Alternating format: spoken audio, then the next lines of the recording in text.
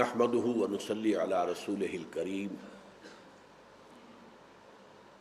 اما بعد فاعوذ بالله من الشيطان الرجيم بسم الله الرحمن الرحيم قد افلح المؤمنون الذين هم في صلاتهم خاشعون الى قوله تعالى والذين هم على صلواتهم يحافظون وقال عز وجل كما ورد في سورة المعارج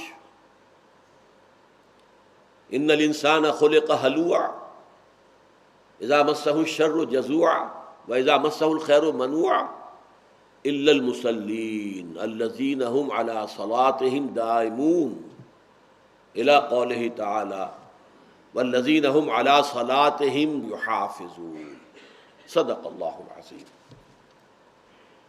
ہم دیکھ چکے ہیں گزشتہ نشست میں کہ تعمیر سیرت کے لیے جو اساسات قرآن مجید نے معین کی ہیں، یعنی بنیادیں جن پر کہ عمارت اٹھے گی، ان میں اول و آخر دونوں مقامات پر نماز کا ذکر ہے۔ اور ویسے اس نماز کا ایک باطنی پہلو سامنے آیا، خشوع،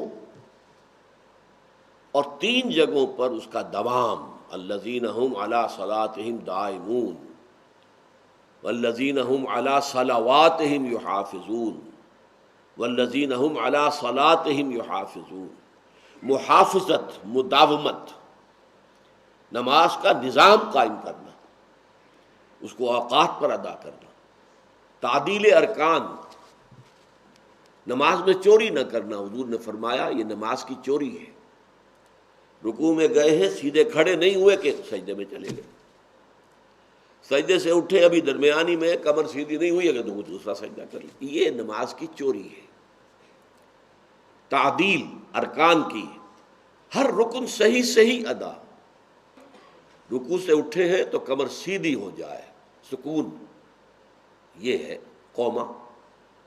پھر سجدے سے اٹھے ہیں، درمیان میں جو جلسہ ہے وہ بھی پورا یقین اطمینان کے ساتھ بیٹھے۔ اس میں بعض دعائیں بھی منقول ہیں، اور اس میں وہ دعائیں کی جائیں تو واقعتاً تب نماز ہوتی ہے۔ تو تعدیل ارکان کے ساتھ، پابندی اوقات کے ساتھ، مردوں کے لیے یہ کہ وہ جماعت کے ساتھ پڑھیں۔ لا صلاۃ لجار المسجد الا فی المسجد، مسجدوں کے پڑوس میں رہنے والوں کی نماز ہوتی ہی نہیں جب تک کہ وہ مسجد میں ادا نہ کریں۔ فرض کیجئے مسجد 1 میل دور ہے اور آپ کے پاس کار بھی نہیں ہے، تو آپ کے پاس عذر ہے، آپ گھر میں نماز ادا کر لیں۔ اگرچہ عزیمت یہ ہوگی کہ پھر بھی جائیں مسجد میں، حاضری دیں، باجماعت نماز ادا کریں۔ لیکن یہ کہ جو جاری مسجد ہے، مسجد کا پڑوسی، مسجد کے قریب، آسانی سے انسان چل کر وہاں جا سکتا ہے، اس کی نماز گھر میں ہوگی ہی نہیں۔ لا صلاۃ ہے ہی نہیں نماز اس کی۔ لا صلاۃ لجار المسجد الا فی المسجد، مسجد کا پڑوسی جو ہے اس کی نماز ہوتی ہی نہیں جب تک کہ وہ مسجد میں نہ ہو۔ یہ حدیث نبوی ہے صلی اللہ علیہ وسلم۔ بہرحال اس وقت میں چاہتا ہوں کہ نماز کی کچھ حقیقت پر ہم غور کریں۔ یہ صلاۃ کا لفظ جو ہے، 2 رائے ہیں اس کے بارے میں، یا تو یہ ناقص واوی ہے یا ناقص یائی ہے۔ ناقص کہتے ہیں اس مادے کو جس کے آخر میں حروف علت میں سے کوئی آ جائے، واو، الف، یا۔ اگر یہ ناقص واوی ہے، صاد، لام، واو، صلوات جب آیا تو معلوم ہوا کہ یہ واو کے ساتھ ہے۔ اس کا مفہوم ہوتا ہے کسی کی طرف متوجہ ہونا۔ اب یہ توجہ جو ہے 2 رخ کی ہوتی ہے، اپنے سے بڑے کی طرف تعظیم کے ساتھ، ادب کے ساتھ، اور اپنے سے چھوٹے کی طرف شفقت کے ساتھ، رحمت کے ساتھ۔ اسی سے لفظ بنا ہے نا، ان اللہ و ملائکتہ یصلون علی النبی، اللہ اور اس کے فرشتے جو ہیں وہ نبی پر صلوات بھیجتے ہیں۔ یہ صاد، لام، واو ہے۔ ظاہر بات ہے کہ اس سے مراد رحمت ہے، شفقت ہے، عنایت ہے۔ اور یہ معاملہ صرف نبی کا نہیں ہے، یہ بھی نوٹ کر لیجئے ہمارے ہاں، کیونکہ بہرحال حضور کی شان میں یہ الفاظ اس طریقے سے آئے ہیں تو وہ تو بہت عام ہے۔ قرآن مجید میں اسی سورہ احزاب میں هو الذی یصلی علیکم وملائکتہ لِیُخْرِجَکُم مِّنَ الظُّلُمَاتِ إِلَى النُّورِ، اے اہل ایمان، وہی ہے اللہ جو تم پر صلات بھیجتا ہے اور اس کے فرشتے بھی، وہی بات، ان اللہ وملائکتہ یصلون علی النبی یا ایھا الذین آمنوا صلوا علیہ وسلموا تسلیما۔ هو الذی یصلی علیکم وملائکتہ لِیُخْرِجَکُم مِّنَ الظُّلُمَاتِ إِلَى النُّورِ، وہی ہے اللہ جو تم پر صلات بھیجتا ہے اور اس کے فرشتے بھی، تاکہ تمہیں اندھیروں سے نکال کر روشنی میں لے آئے۔ یہ ہے صاد لام واو، یہ لفظ بندے کے لیے آئے گا تو اللہ کے جناب میں حاضر ہونا، دعا کرنا، اس کا احترام، اس کا ادب، اس کی ثنا، الحمدللہ رب العالمین الرحمن الرحیم مالک یوم الدین ایاک نعبد و ایاک نستعین۔ یہی وجہ ہے کہ اسی کو صلاۃ کہا گیا ہے حدیث میں۔ حضرت ابو ہریرہ سے جو روایت ہے سورہ فاتحہ میں بیان کر چکا ہوں، اور وہ ایک نقشہ جو ہے ترازو کی شکل میں، حدیث قدسی یہ ہے، قسمت الصلاۃ بینی و بین عبدی نصفین، میں نے نماز کو اپنے اور اپنے بندوں کے درمیان آدھا آدھا تقسیم کر لیا ہے، فنصفها لی ونصفها لعبدی ولعبدی ما سال، اس کا آدھا حصہ میرے لیے، آدھا میرے بندے کے لیے، میرے بندے کے لیے ہے جو اس نے مانگا۔ جب بندہ کہتا ہے الحمدللہ رب العالمین، اب یہ حضور نے وضاحت کی ہے، حدیث قدسی وہاں ختم ہو گئی۔ اذا قال العبد الحمدللہ رب العالمین یقول اللہ تعالی حمدنی عبدی، میرے بندے نے میری حمد کی۔ وَإِذَا قَالَ الْعَبْدُ الرَّحْمَٰنِ الرَّحِيمِ یقول اللہ تعالی مجدنی عبدی، میرے بندے نے میری بزرگی بھی کا بیان کیا۔ وَإِذَا قَالَ الْعَبْدُ مَالِكَ يَوْمِ الدِّينِ یقول اللہ تعالی اثنیٰ علی عبدی، میرے بندے نے میری ثنا کی۔ یہ سارا حصہ اللہ کا ہے۔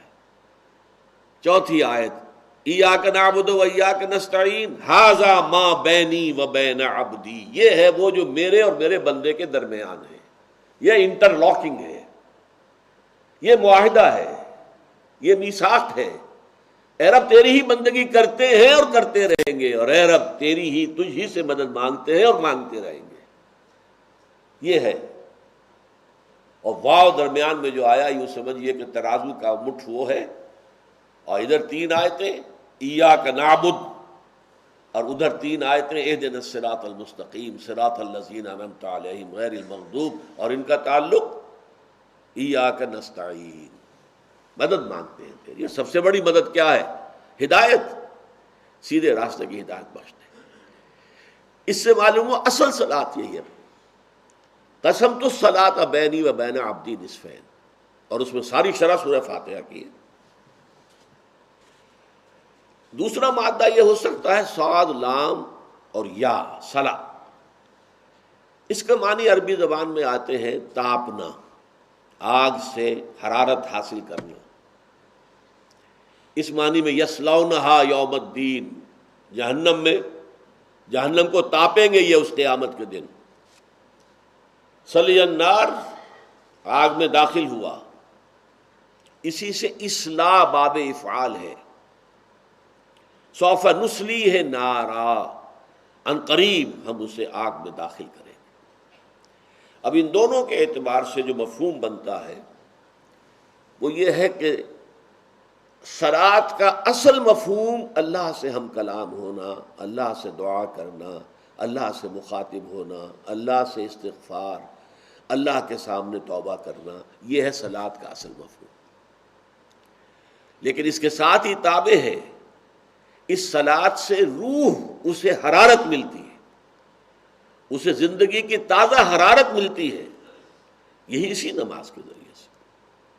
یہ جو ہماری عدم توجہی کی وجہ سے جو افسردہ اور سمجھیے نیم بے ہوش ہوتی ہے، وہ صلاۃ سے حرارت حاصل کرتی ہے، حیات نو کی حرارت اسے میسر آتی ہے۔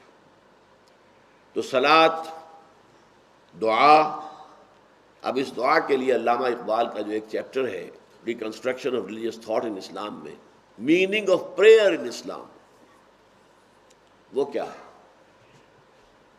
انہوں نے کہا ہے ایک ہے انائے کبیر۔ اس انائے کبیر کا جو نقشہ سورہ طٰہٰ میں آیا ہے ویسا مجھے قرآن مجید میں کسی اور جگہ نظر نہیں آیا۔ اننی انا اللہ لا الہ الا انا فاعبدنی واقم الصلاۃ لذکری۔ یہ پہلی وحی ہے جو حضرت موسیٰ پر ہوئی ہے کوہ طور میں، بلکہ کلام ہے من ورائے حجاب، پردے کے اوٹ سے۔ اننی انا اللہ لا الہ الا انا، یہ انانیت کبریٰ ہے۔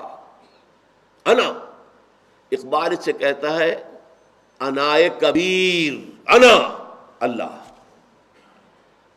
اور ایک چھوٹی سی انا ہمارے اندر ہے، سیلف ہے، اس کا بھی تعلق اللہ کی ذات کے ساتھ، وہ امر ربی ہے، وہ انا جو میرے اندر ہے، وہ روح، وہ خودی۔ جب یہ انائے صغیر انائے کبیر کے روبرو ہوتی ہے، روبرو ہونا، ہم کلام ہونا، اسی لیے نماز کا آغاز کس سے ہوتا ہے؟ انی وجہت وجہی للذی فطر السماوات والارض حنیفا وما انا من المشرکین، میں نے اپنا رخ کر لیا ہے، اپنا چہرے کا رخ کر لیا ہے اس ہستی کی طرف جس نے آسمان و زمین کو پیدا کیا، بالکل یکسو ہو کر، پورے عالم سے کٹ کر میں نے اپنی توجہ مرکوز کر دی ہے۔ کاش کہ یہ کیفیت ہمیں حاصل ہو جائے۔ انی وجہت وجہی للذی فطر السماوات والارض حنیفا وما انا من المشرکین، اور میں ہرگز شرک کرنے والا نہیں۔ اس کے بعد آپ کی ہم کلامی شروع ہوتی ہے، وہ میں آپ کے سامنے مثال پیش کر چکا ہوں۔ وہ صحیح مسلم کی روایت ہے حضرت ابو ہریرہ سے جو میں نے بیان کی، قسمت الصلاۃ بینی و بین عبدی نصفین فنصفھا لی ونصفھا لعبدی ولعبدی ما سأل، یہ حدیث قدسی ہے۔ آگے کے الفاظ حضور کی اپنی شرح ہے، وہ حدیث ہے کہ جب بندہ یہ کہتا ہے تو اللہ یہ کہتا ہے، جب بندہ یہ کہتا ہے تو اللہ یہ کہتا ہے، جب بندہ یہ کہتا ہے تو اللہ یہ کہتا ہے۔ یہ مکالمہ ہے۔ دل کی آنکھ اور دل کے کان کھلے ہوں تو پھر نماز یہ ہے۔ بصورت دیگر بھی نماز کی بہت بڑی اہمیت ہے۔ اصل تو یہ ہے، انڈیویجول لیول پر تو نماز یہ ہے، روح صلاۃ۔ لیکن جیسے یہ کہ یہ ہمارے سوشل جو کنسٹرکشن ہے مسلمان معاشرے کی، اس کا مین پیوٹ ہے یہ نماز۔ جو نماز کا نظام ہے در حقیقت وہ معاشرے کے لیے بالکل ایکسس کی حیثیت سے، کہ معاشرہ پورا اس کے گرد گھومے، اور جس طریقے سے یہ جمع کرتی ہے، کچھ لوگ دن میں 5 مرتبہ جمع ہو رہے ہیں، ایک بڑی آبادی کے لوگ۔ اب یہ تو بدقسمتی ہماری کہ ایک ایک مسجد میں 2 جامع مسجدیں ایک ایک گلی میں ہو جاتی ہیں، یہ تو اسلام کے مطابق نہیں ہے۔ اسلامی ریاست ہو تو جامع مسجدیں ریاست کے تابع ہوں گی، کوئی خود اپنی مسجد بنا کر جو ہے اور وہ وہاں خطیب بن کر جو ہے خود ساختہ خطیب وہ خطبہ نہیں دے سکتا۔ ہاں، عام مسجد جو چاہو بنا لو، 5 وقتہ نماز کے لیے جتنی چاہو مسجدیں بنا لو۔ مسجد جامع وہ تو کوئی ایک یونٹ ہوگا۔ پرانے زمانے میں گرداوری کا رقبہ کہلاتا تھا، وہ ایک گرداور کا رقبہ جو اس میں ایک مسجد ہوگی، جامع مسجد ایک ہوگی۔ اب آپ یونین کمیٹی کہہ لیں، جو بھی کہہ لیں، اس کا ایک نظام، اور خطیب حکومت کا، یہ ایک نظام تھا۔ اسلامی ریاست کے نظام کا ایک بہت بڑا حصہ جو ہے وہ یہ نماز ہے۔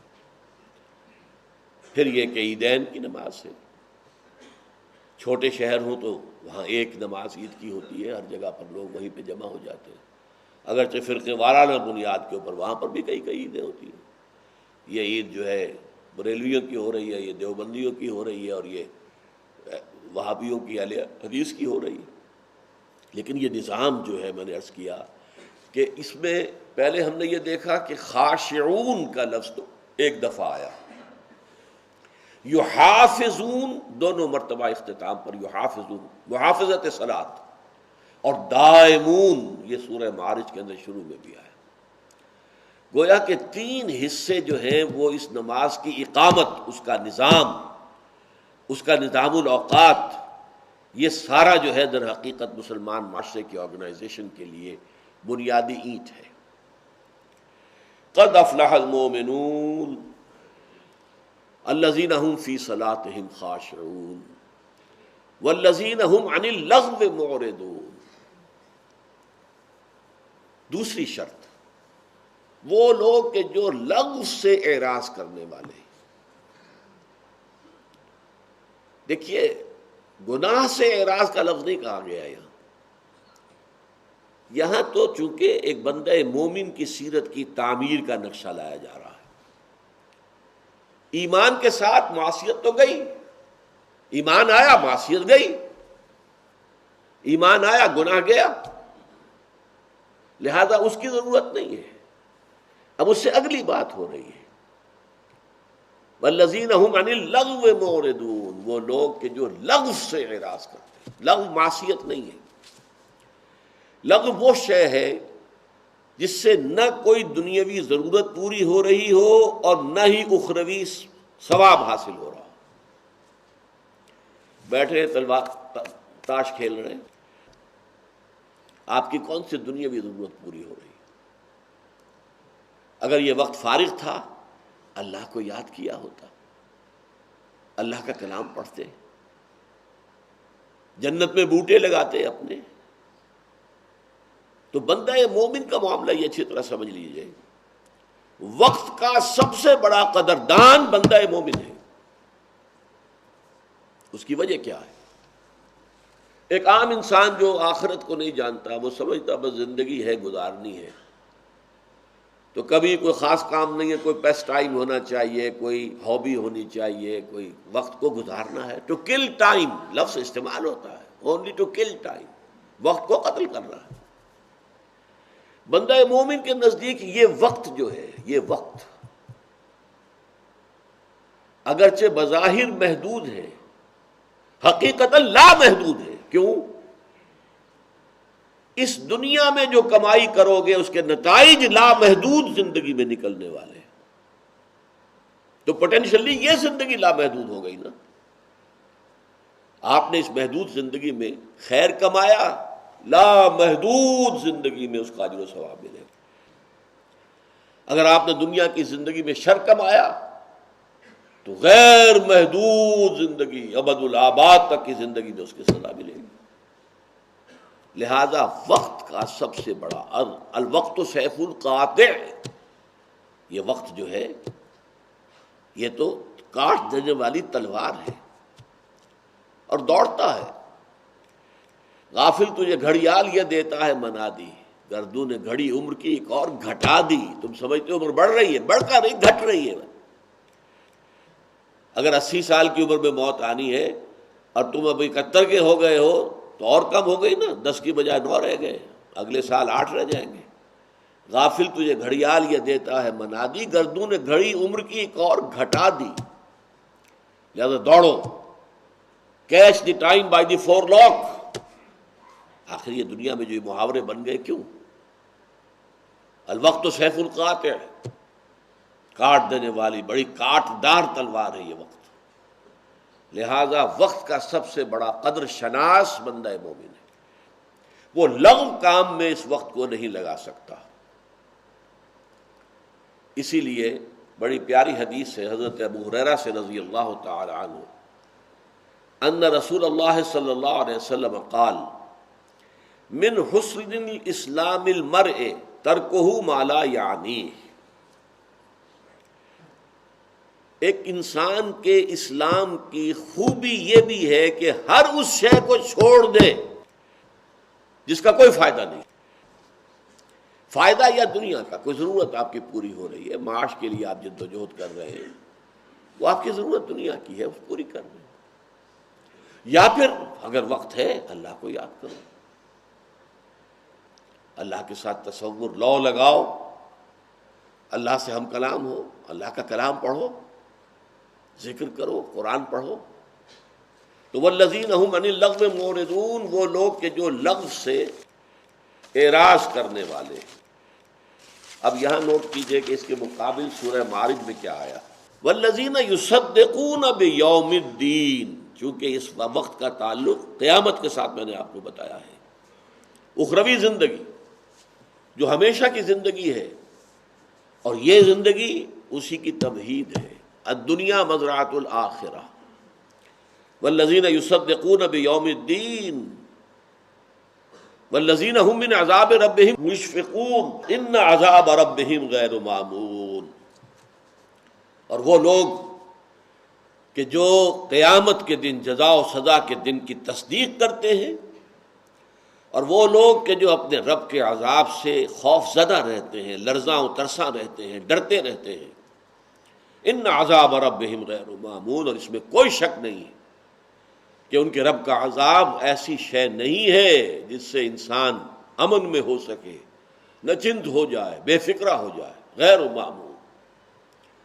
اس کا تعلق ہے اس سے کہ والذین هم عن اللغو معرضون۔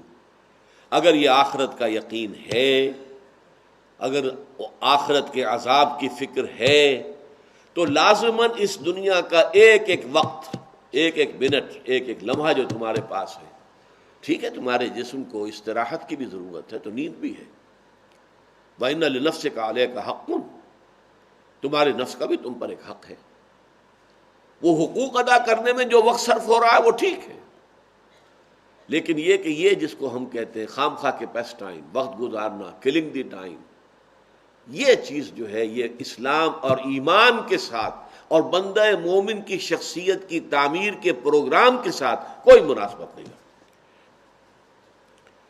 والذین هم للزکاۃ فاعلون،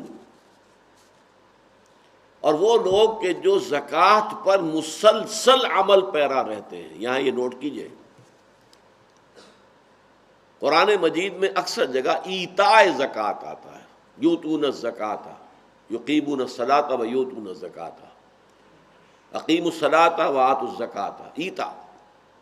یہ واحد مقام ہے جہاں پر فاعلون کہا گیا، للزکاۃ فاعلون، اور وہ لوگ کہ جو زکوٰۃ پر ہر دم کاربند رہتے ہیں۔ یہ چونکہ مکی صورت ہے، مکی صورت میں زکوٰۃ کا وہ نظام جو مدینے میں جا کر قائم ہوا وہ اٹھا ہی نہیں، ابھی نہ کوئی نصاب کا تعین تھا، نہ مقدار کا تعین تھا، کتنی زکوٰۃ ادا کرنی ہے، کتنا سونا ہو تو زکوٰۃ واجب ہوگی، کتنی چاندی ہو تو زکوٰۃ واجب، کچھ ذکر ہی نہیں۔ لہذا زکوٰۃ ایک معین عبادت کے طور پر مکے میں فرض نہیں ہوئی، بلکہ یہ تو جا کر مدینے میں فرض ہوئی۔ البتہ زکوٰۃ کا مفہوم کیا ہے؟ زکوٰۃ کہتے ہیں پاک کرنے کو، یا کسی شے کے ارتقاء میں جو رکاوٹ ہے اسے دور کرنے کو۔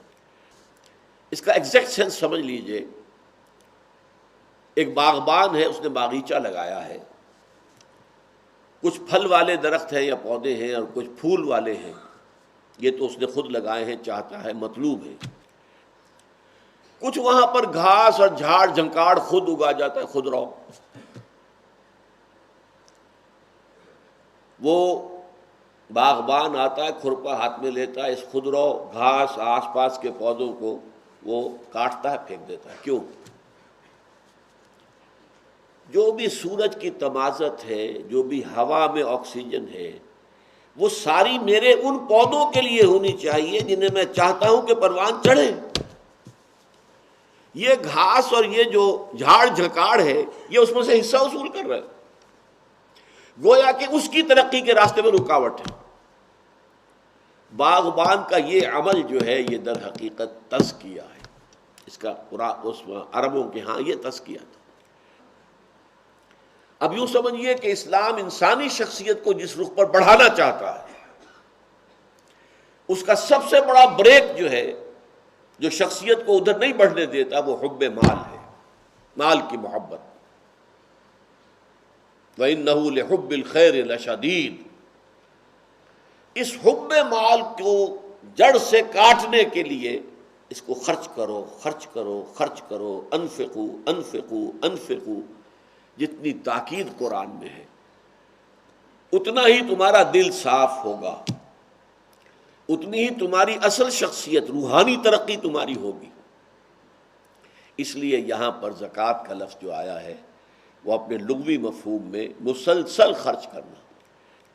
ویسے یہ کہ جب وہ نظام بن گیا تو اس کے اوپر بھی حضور نے فرمایا صلی اللہ علیہ وسلم، ان فی المال لحقا سوی الزکوٰۃ، لوگوں یہ نہ سمجھ بیٹھنا کہ تم نے اپنے مال میں سے اگر زکوٰۃ دے دی ہے تو بس حق سارا ادا ہو گیا، نہیں، تمہارے مالوں میں حق ہے زکوٰۃ کے علاوہ بھی۔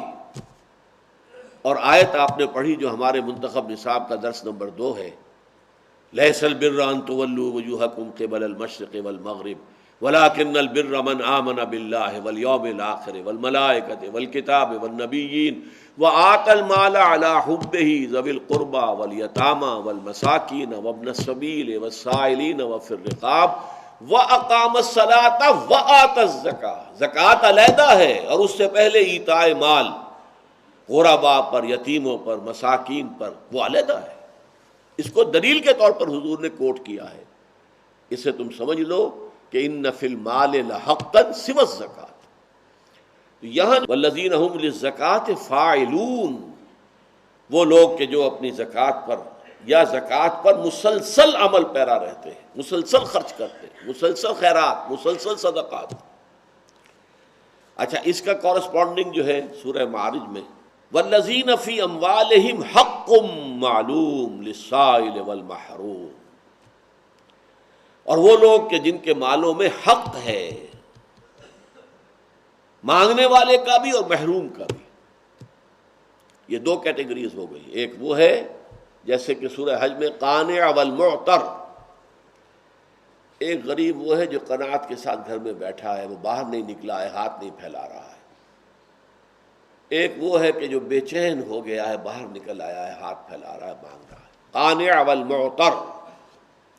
اسی طرح للسائل والمحروم، مانگنے والا اس کے لیے بھی حق ہے، والمحروم، اور خود تلاش کرو کون ہے، ہیو ناٹس کون کون ہیں، کہاں ہیں، میرے پڑوس میں ہیں، کہاں ہیں، ان کے لیے اپنا مال دینا۔ اور جس کے ضمن میں سورہ بقرہ میں آیا ہے کہ پوچھا گیا کتنا خرچ کریں، ماذا ينفقون قل العفو، کہہ دیجئے جو بھی تمہاری ضرورت سے زیادہ خرچ کرو۔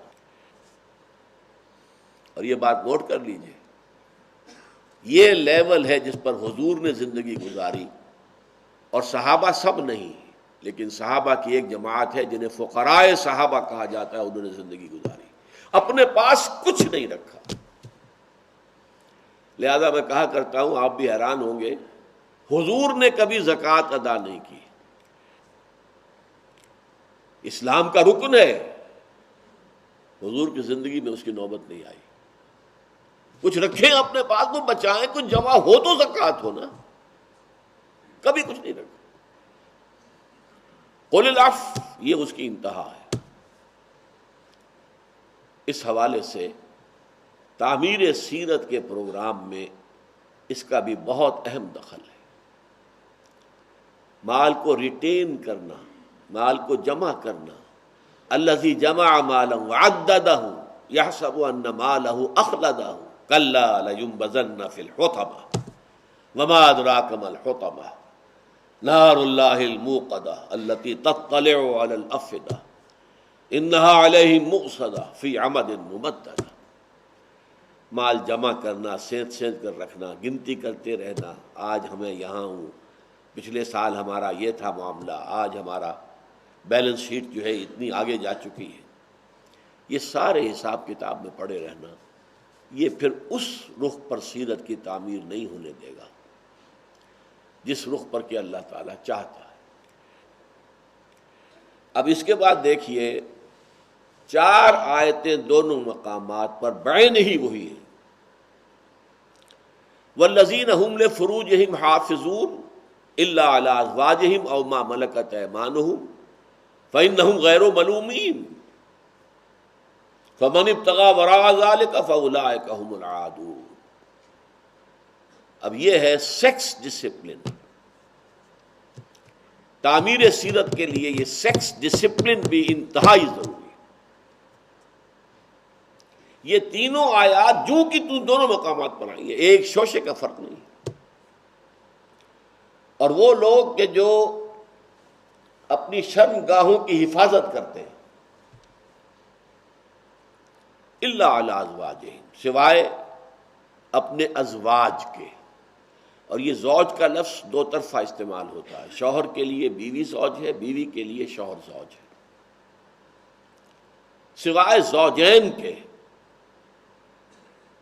کہ یہ شرمگاہیں جو ہیں ان کا کھلنا یا ان کا استعمال ہونا، الا علی ازواجہم او ما ملکت ایمانہم، مردوں کے لیے ایک اور اضافی ہے جو ان کی ملک یمین ہو، لونڈی ہو۔ یہ لونڈی کا معاملہ چونکہ اس وقت معاشرے میں موجود تھا، قرآن مجید میں تفصیل سے ذکر ہے، فقہ میں تفصیلات درج ہیں۔ آج کل کہیں یہ نہیں ہے، اس کا کوئی وجود نہیں ہے، اور صحیح معنی میں، ویسے ابھی میں ایک آرٹیکل پڑھ رہا تھا نیوز ویک میں، موریتانیہ میں یہ غلامی کا نظام ابھی موجود ہے، لیکن وہاں بھی تحریک چل رہی ہے، رفتہ رفتہ ختم کر رہے ہیں، بلکہ سرکاری سطح پر تو وہ ختم کر چکے ہیں، اگرچہ بالفعل معاشرے کے اندر موجود ہے، لیکن فی الواقع اس وقت دنیا میں کہیں یہ نظام نہیں ہے۔ البتہ ہو سکتا ہے کہ پھر کبھی اس کو انووک کرنے کی ضرورت پیش آئے۔ وہ کیا ہے؟ اسلامی جہاد ہو، اسلامی قتال ہو، اسلامی جنگ ہو، اس میں پرزنرز آف وار کے بارے میں یہ سورہ محمد صلی اللہ علیہ وسلم کی آیت نمبر 4 میں اس کا ذکر ہے۔ کیا کیا جائے؟ فرض کیجئے کہ تبادلہ بھی مناسب نہیں ہے، ابھی جنگ جاری ہے، ابھی معاملہ ختم نہیں ہوا ہے۔ وار ایک لمبی شے ہوتی ہے، اور بیٹلز ایک اس کے مارکے ہوتے ہیں۔ بیٹل میں آپ کے ہاتھ میں کچھ آ گئے ہیں، وار تو جاری ہے مسلسل۔ اگر انہیں چھوڑ دیتے ہیں تو کفر کی تقویت کا سامان، وہ پھر جائیں گے، پھر لڑیں گے۔ اسی لیے غزوہ بدر کے بعد حضرت عمر کی رائے یہ تھی کہ جتنے قیدی ہیں ان کو قتل کیا جائے تاکہ کفر کی کمر ٹوٹ جائے، ورنہ یہ دوبارہ جائیں گے، دوبارہ حملہ آور ہوں گے۔ حضور کی طبیعت پر چونکہ رحمت اور شفقت اور مودت کا غلبہ تھا، اور وہی عکس جو ہے حضرت ابو بکر صدیق میں تھا، ان دونوں کی رائے ہوئی کہ نہیں، ان کو چھوڑ دیا جائے، فدیہ لے لیا جائے۔ لیکن آپ کو معلوم ہے سورہ انفال میں اس پر گرفت آ گئی۔ حضرت عمر کی رائے کو اللہ تعالیٰ نے صحیح قرار دیا کہ جب تک کفر کی کمر نہ ٹوٹ جائے، اسخنتموہم، جب تک کہ تم ان کو کچل کر رکھ دو، میں جان نہ رہے، اس کے بعد جو چاہو کرو، فدیہ لے کر چھوڑ دو، یا ویسے ہی اما منن بعد و اما فدان، فدیہ لے کر یا احسان رکھ کر چھوڑ دو، اس لیے کہ اب کفر میں وہ ہمت ہی نہیں ہے کہ وہ کھڑا ہو سکے۔ جب تک وہ مقابلہ ابھی جاری ہے، اس وقت تک اب ان کا کیا کیا جائے؟ ایک تو یہ کہ کنسنٹریشن کیمپس کے اندر رکھ دیا جائے۔ اسلام نے بہتر یہ حساب دیا ہے، انہیں اسلامی معاشرے کے اندر پھیلا دیا جائے۔ ایک تو یہ کہ مسلم معاشرے میں یہ قریب سے مشاہدہ کر کے ان کے دل کھلیں گے اسلام کے لیے، دیکھیں گے اسلام کہ کیا ہے۔ ابھی جو ایک واقعہ ہوا ہے، ایک برٹش جرنلسٹ جو عورت تھی اور وہ قید میں رہی طالبان کے، اور اس کے بعد آپ کو معلوم ہے وہ جا کر انگلستان میں اسلام لے آئی، کہ میرے ساتھ انہوں نے جو سلوک کیا، مجھے بہن سمجھا، سسٹر کہہ کر پکارا، بہن سمجھا مجھے، کسی کے طرف سے کوئی غلط انڈیسنٹ حرکت نہیں ہوئی۔ اتنا سیکس ڈسپلن جو ہے ان طالبان کے اندر تھا۔ تو یہ اگر دیکھیں گے، مشاہدہ کریں گے تو ایمان لے آئیں گے۔ تو بجائے اس کے کہ بوجھ پڑے معاشرے کے اوپر، اب آپ اتنے لوگوں کو کھلا رہے ہیں، کھلانا تو پڑے گا، جیل کے اندر اپنے ڈالا ہے تو کنسنٹریشن کیمپ میں کھلائیں گے، ان کو تقسیم کر دیا جائے، پھر ان کے حسن سلوک کی بات کی جائے، یہ بھی کہا جائے جو کھاؤ وہ انہیں کھلاؤ، جو پہنتے ہو وہ پہناؤ، اور کوئی مشقت طلب کام ہو تو ان کے ساتھ خود بھی مل کر کام کرو۔ یہ ہے در حقیقت وہ نظام، تاکہ ان کو معاشرے میں جذب کر لیا جائے۔ اور اس کی کوئی ایبولیشن نہیں آئی ہے، قرآن مجید میں کوئی آیت نہیں ہے جس میں یہ بات طے ہو جائے جب آئندہ سے سلیوری ایبولشڈ، نو۔ کیوں؟ آخری زمانے میں جو جنگیں ہونی ہیں، حضرت مہدی کی آمد کے بعد، حضرت مسیح کے نزول کے بعد، میں سمجھتا ہوں کہ اس وقت پھر وہ حالات پیدا ہو جائیں گے جہاں کہ ان آیات کا استعمال ضروری ہو جائے گا جو میں نے عرض کیا ہے کہ سورہ محمد کے اندر آیت نمبر 4 کی حیثیت سے۔ بہرحال اس وقت کا موضوع یہ ہے کہ سیکس ڈسپلن کوئی اور شکل جو ہے اپنی سیکشول ارج کو پورا کرنے کے لیے استعمال نہ کی جائے، سوائے وہ جائز راستہ بیویوں کے یا بیویوں کے لیے شوہر، اور مردوں کے لیے صرف، عورتوں کے لیے غلاموں سے سیکشول کانٹیکٹ جائز نہیں ہے، لیکن مرد جو ہیں وہ اپنی کنیزوں کے ساتھ یہ تعلق رکھ سکتے ہیں۔ اگر اولاد ہو جائے گی تو وہ برابر ہوگی، آزاد بیوی کی اولاد اور ایک باندی کی اولاد، ان کے سٹیٹس میں کوئی فرق نہیں ہو، اور ایک دفعہ کسی باندی کے ہاں اگر اولاد ہو گئی تو اب آپ اسے فروخت نہیں کر سکتے۔ وہ در حقیقت اب جو ہے مسلم معاشرے کا ایسا جز بن گئی ہے کہ وہ فروخت نہیں ہوگی، ام العبد اسے کہتے ہیں۔ تو اس حوالے سے ان کا ایک درجہ بدل جاتا ہے۔ تو والذین هم لفروجہم حافظون الا علی ازواجہم او ما ملکت ایمانہم فانہم غیر ملومین، اس لیے کہ ان پر کوئی ملامت نہیں ہے۔ یہاں نفی ہو رہی ہے رہبانیت کی۔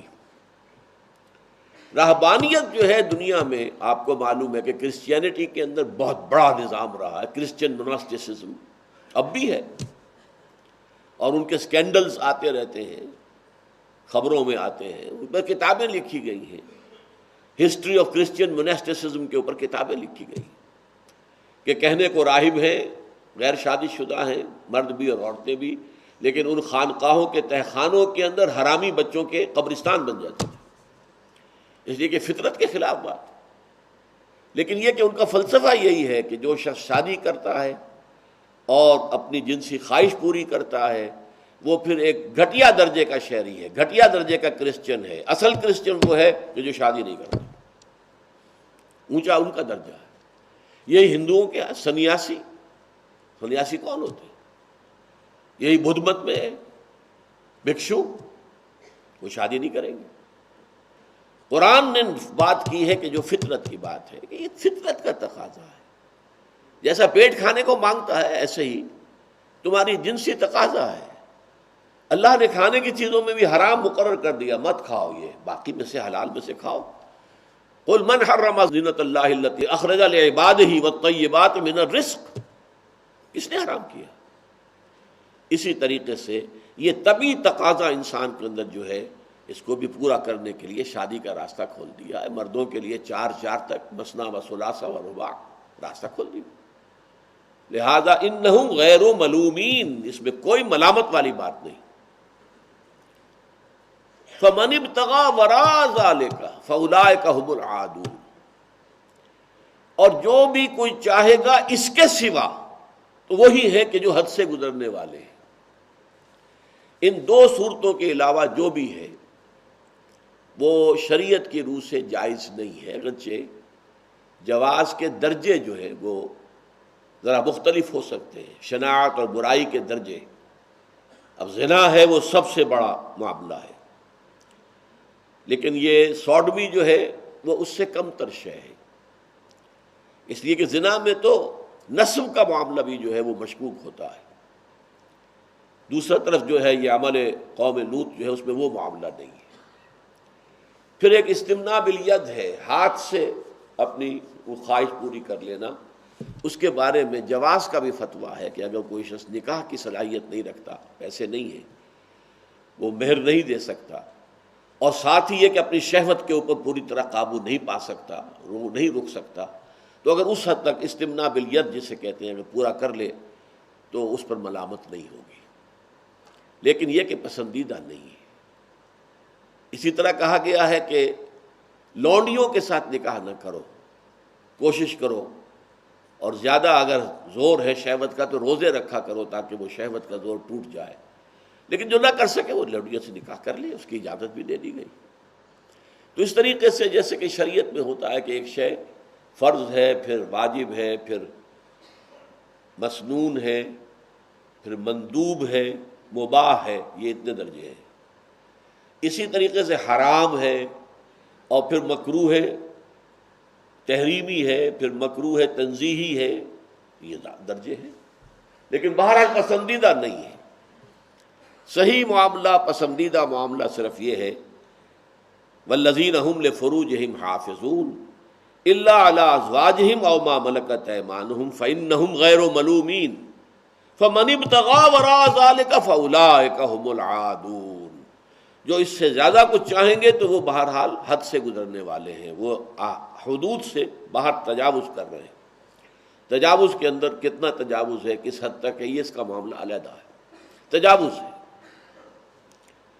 والذین هم لاماناتہم وعہدہم راعون، اور وہ لوگ جو اپنی امانتوں اور عہد کی پوری پوری پاسداری کرتے ہیں۔ یہ آیت بھی جوں کی تو ہے دونوں مقامات پر، سورہ مومنون میں بھی اور سورہ معارج میں بھی۔ تو یہ چار آیتیں میں نے عرض کیا تھا کہ جوں کی تو ہے، اپنی امانتوں کا لحاظ کرنا، اپنے عہد کو پورا کرنا۔ اور یہ دو چیزیں جو ایڈ کی گئی ہیں، تو ایک حدیث نبوی جو ہے اس کے اندر بڑی خوبصورت سی تذکرہ موجود ہے۔ یہ حضرت انس بن مالک سے روایت ہے رضی اللہ تعالی عنہ، جو 10 برس حضور کے خادم خاص رہے۔ وہ فرماتے ہیں قلما خطبنا رسول اللہ صلی اللہ علیہ وسلم الا قال، کبھی شاذ ہی ایسا ہوا ہوگا کہ حضور نے ہمیں خطبہ دیا ہو اور یہ الفاظ نہ کہے ہو، لا ایمان لمن لا امانت لہ ولا دین لمن لا عہد لہ، جس شخص میں امانت داری کا وصف نہیں، اس کا کوئی ایمان نہیں۔ وہ سمجھا کرے اپنے آپ کو بڑا مومن اور متقی، امانت دار اگر نہیں ہے، خیانت کرتا۔ اب یہ امانت بہت وسیع کانسیپٹ ہے۔ المستشار و مؤتمن، جس سے مشورہ کیا جاتا ہے، وہ بھی ایک طرح سے امانت رکھوائی جاتی ہے۔ صحیح مشورہ اپنی ثواب دید کے مطابق دینا لازم ہے۔ انما المجالس بالامانات، مجلسیں ہیں تو اس کے اندر امانت ہے۔ آپ نے ایک مجلس میں ایک بات سنی تھی، جا کر اسی طریقے سے دوسری جگہ بیان کر دی، یہ ٹھیک نہیں ہے۔ سوچ سمجھ کر انسان کو بات کرنی چاہیے۔ پھر یہ عہدے ہیں، سرکاری عہدے ہیں، اختیارات ہیں، یہ سب امانتیں ہیں۔ اب یہ ووٹ ہے، بہت بڑی امانت ہے آج کے دور میں۔ تو جو لوگ اپنی امانتوں کی بھی رعایت کرتے ہیں، حفاظت کرتے ہیں، اور جو عہد کر دیا، یہ تو ہمارا دوسرا سبق جو تھا، وہ لوگ جو کہ اپنے عہد کو پورا کرتے ہیں، جبکہ والموفون بعہدہم اذا عاہدوا، جب معاہدہ ہو جائے تو پورا کرنے والے۔ اب اس کا اختتام جو ہو رہا ہے سورہ مومنون میں، اولئک ھم الوارثون، یہ لوگ ہوں گے وارث کس چیز کے؟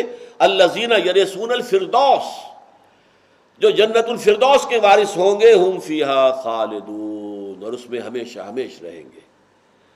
اور سورہ معارج صرف ایک جملے میں، اولئک فی جنات مکرمون، یہ وہ لوگ ہوں گے کہ جو جنتوں کے اندر جن کو اعزاز جن کا کیا جائے گا۔